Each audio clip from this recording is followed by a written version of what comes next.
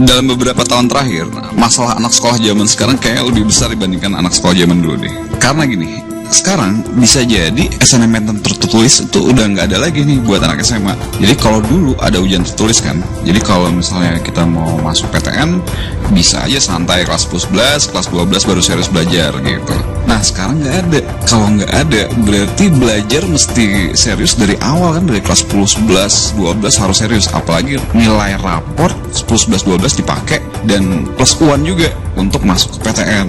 Ini dia nih masalahnya. Apa kalau kayak gitu berarti oh ya udah kita serius terus belajar, nggak ada lagi waktu buat yang lain gitu kan? Untuk bisa sukses akademis ya mau nggak mau banyak nih yang harus dikorbanin. Apa mesti kayak gitu kan?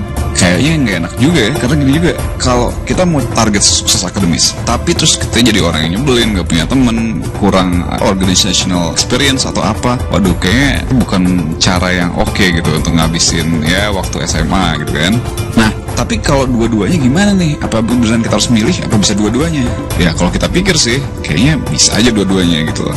Nah tapi gimana caranya nih? Waktunya kan nggak cukup. Sebenarnya bisa aja cukup. Karena sebenarnya ada konsep belajar yang efektif dan efisien.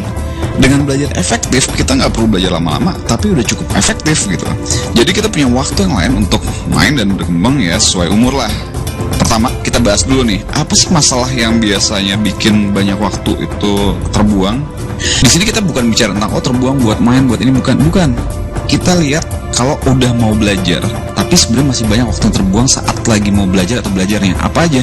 Pertama, waktu kebuang karena stres mikirin, mau belajar pusing apa segala macam ulangan gini-gini, malah belajarnya enggak, pusingnya doang ya kan, satu tuh. Kedua, waktu terbuang untuk nyiapin mood. Waduh, mikir nyari-nyari bahan, ngumpulin mood dulu, terus fotokopian, pindahin catatan dulu. Yang kurang penting, maunya persiapan tapi sebenarnya nggak terlalu penting nih untuk dilakuin gitu.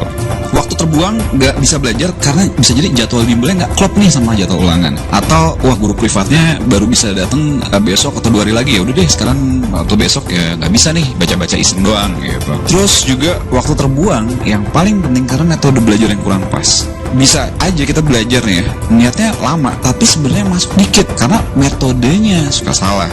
Nah ada lagi karena waktu terbuang karena kita mesti ngulang banyak karena waktu di kelas nggak efektif gitu loh, guru kurang cocok ya, atau lagi nggak konsen, jam produktif ya bangun kita berbeda, ada yang jam 10 pagi udah oke, kita mungkin ada yang masih jam 2 siang baru oke, jadi masalahnya banyak.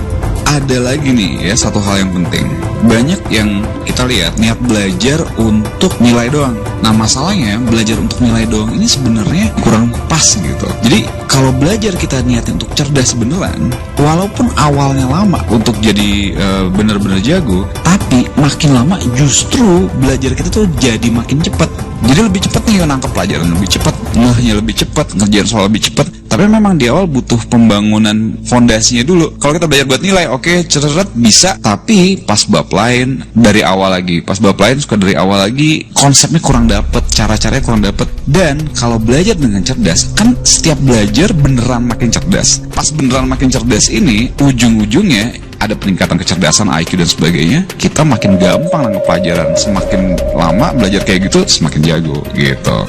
Nah, jadi dari masalah-masalah ini coba bisa dibayangin ya, kalau misalnya nih ya, kalau kita punya ada guru yang bisa privat 24 jam, available terus gitu, kapan juga bisa, terus bisa belajar diterangin sampai jelas ya, bener-bener logikanya nyampe, bener-bener bikin ngerti banget, ada momen gitu. Terus belajar dengan ya resource-nya lengkap nih ya, siap resource ulangan, ujian itu udah lengkap, ada soal-soalnya, ada pembahasannya, jadi kalau nggak ngerti kenapa begini bisa gitu kan, ada yang bisa ditanya, dan kapan kita mood belajar bisa, nggak peduli apa itu jam 2 pagi kayak jam 12 malam kayak, dan bisa juga saling sharing dan sebagainya. Nah imagine keadaan yang seperti itu. Nah gini ceritanya nih, kita di Zenius kan semua juga pernah jadi murid kan ya, pernah jadi belajar ya. Nah jadi kakak-kakak kalian yang di Zenius ini yang setelah kuliah ya di ITB, UI, alumni segala macam, kita coba untuk gimana kalau kita memenuhi keinginan anak-anak ini untuk belajar yang oke banget dan efektif. Supaya apa? Supaya ya anak-anak sekarang juga tetap bisa berkembang sesuai dengan umur. Hidup waktu muda tuh mesti ya balance lah, supaya oke, pelajaran oke, teman oke, gaul oke, ada achievement lain di sports atau music yang atau bidang lain juga nggak ada masalah gitu. Nah kita coba develop sesuatu yang benar-benar kena dengan kebutuhan-kebutuhan yang sekarang. Nah itulah yang kita lakuin. Jadi di Zenius tuh ada video pelajarannya, video teori, pembahasan soal sesuai bab pelajaran sekolah atau UAN gitu ya, versi CD atau online. Dan jangan bayangin video-video ini yang boring atau segala macam. Enggak, gaya kayak gini santai, benar-benar bisa ngerti ya. Dan sesuai aja dengan gaya bahasa yang biasa-biasanya lah gitu loh. Terus juga ada soal-soal yang lengkap buat latihan-latihan yang step by step, makin lama makin meningkat, makin menguji kemampuan lo memahami masalah dan sebagainya, konseptual yang mantep gitu. Dan juga bisa nanya atau sharing ke tutor nih lewat forum, lewat Twitter, lewat apa. Kita di Zenius itu yang kita usaha bikin gitu ya. Moga-moga ini bisa banget nih bantu.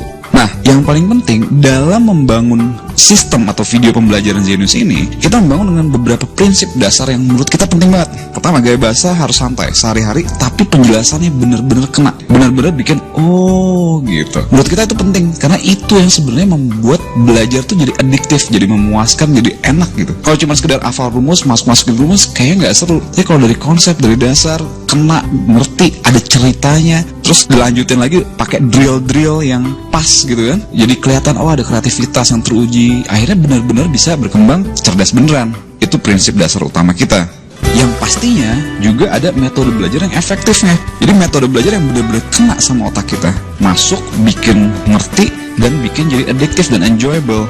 Nah, ini yang penting lagi yang kita ulang, bahwa kita menyusun suatu metode pembelajaran yang benar-benar berusaha meningkatkan kecerdasan. Bukan cuma sekedar berpengetahuan ya, tapi juga secara nggak langsung dengan belajar matematika atau fisika atau ekonomi atau apa, itu terlatih ngerti konsep, ngerti masalah, sehingga kita bisa cerdas beneran, karena otak kita terlatih untuk berpikir secara logis, secara rasional, secara terunut, sistematis, dan sebagainya. Nah, jadi itulah kira-kira perkenalan dari Zenius ini yang moga-moga banget, kita berharap banget bahwa ini ngebantu banget untuk anak-anak SMA sekarang, atau SMP juga nggak ada masalah ya, untuk bisa benar-benar berkembang sesuai dengan umur, tapi untuk masalah akademis tetap nggak ada masalah gitu. Karena kita di Zenius kita berpikir bahwa great person ya, kita nggak mungkin cuman sekedar kutu buku apa segala macam, pasti kita butuh sosialisasi, punya teman dan sebagainya. So, untuk bisa mencapai ini, moga-moga dengan Zenius ini semua bisa dicapai. Oke?